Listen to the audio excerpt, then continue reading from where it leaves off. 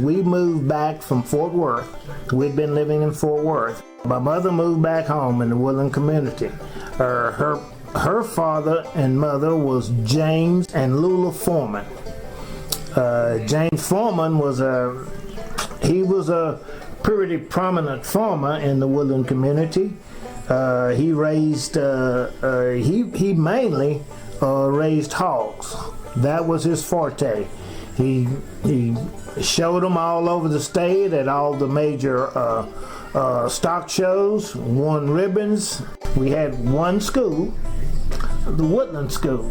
It was Woodland School. It went from first grade to the 12th grade. It was, one building, a nice brick building, and it was a pretty prosperous school. During the oil boom, the school had property, had a couple of oil wells that I know of, because we used to sit there in the classroom and watch them pump, and that's how they financed that school. Your family was some of the first folks to have lights and water. And yes, what they about were. That? They had Jim Foreman, the Jim Foreman family. They would call him Jim. His name was James, but they called him Jim. But they were the first family to have indoor plumbing and electricity in the Woodland community.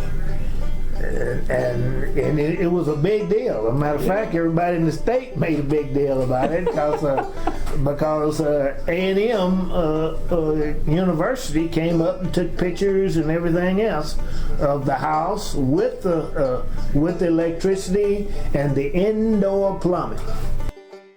And we would have to walk up to what we call the Crossroads, to the mailbox. We went with him. And then sometimes we'd go on around the corner to Edie's store. And sometimes we'd get a soda water, but not all the time. Prairie Hill during the early 30s and 40s had 4 grocery stores, 3 filling stations. There was an ice house, there was a barber shop, and then there was a post office, and there was a telephone company there. Also in our town, and one of the things that was very important to all of us was our church. We had 3 churches. We had a Baptist church, a Methodist church, and a Church of Christ. In 1904, the Trinity Brazos Valley built a railroad that ran from Mahia to Navasota. It was used to ship sand and cordwood, timber and cotton bales, as well as it carried passengers. The large depot had a loading block where the men would place the bales of cotton and other things for shipping. It made regular stops at Personville. In 1933 or 34, the railroad system had finished its usefulness and was taken up by the railroad company. The road bed is now Highway 39.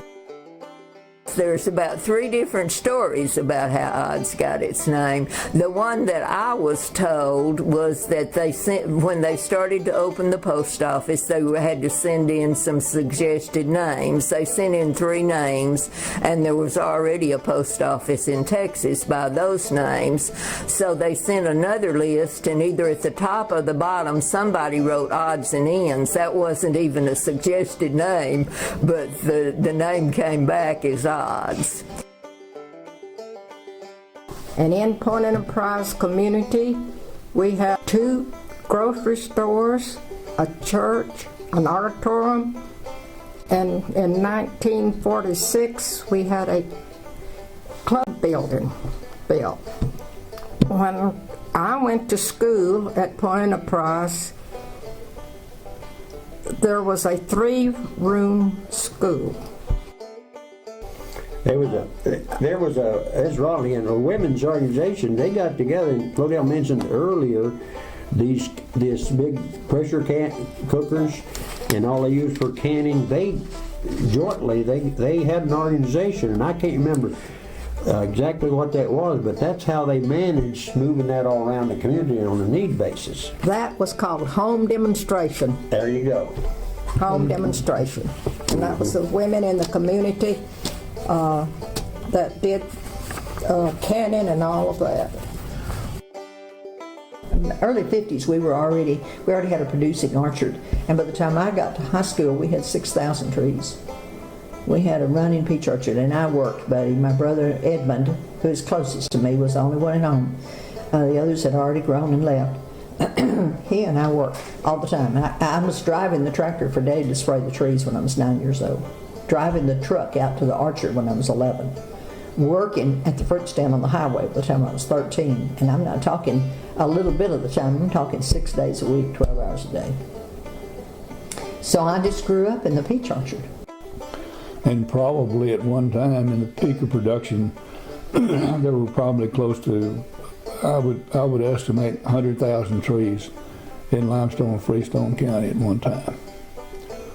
The Avery McKinney's had a peach orchard, the Gary McKinney had a peach orchard, Bill Miller had a small peach orchard, we had a peach orchard, the Lights', of course, they're still large, and the W. Stone put in a peach orchard, and Benny Lucas had a peach orchard. Two churches, Primitive Baptist and regular Missionary Baptist, used to have church over here in the same building, and it still stands there today. When they were having church there together, they got along fine, and what they would do, the Primitive Baptists only had theirs at daytime anyway, and on Sundays, and they'd have it, they were so far apart, they'd have it maybe 2 times a month. And most of the time the Missionary Baptists had it every Sunday, but that the Primitive Baptists didn't have it, but they would have theirs on Sunday night sometime, when the Primitive Baptists would have theirs on at morning time. But everybody got along fine back in those days. And the life of the community was the school and the school system and the activities of the school. It was an 8th grade school.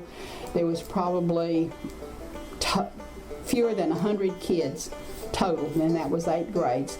There was 4 teachers. Each teacher had taught 2 grades, 1 teacher for the 1st and 2nd, 1 teacher for the 3rd and 4th, and so on down the line.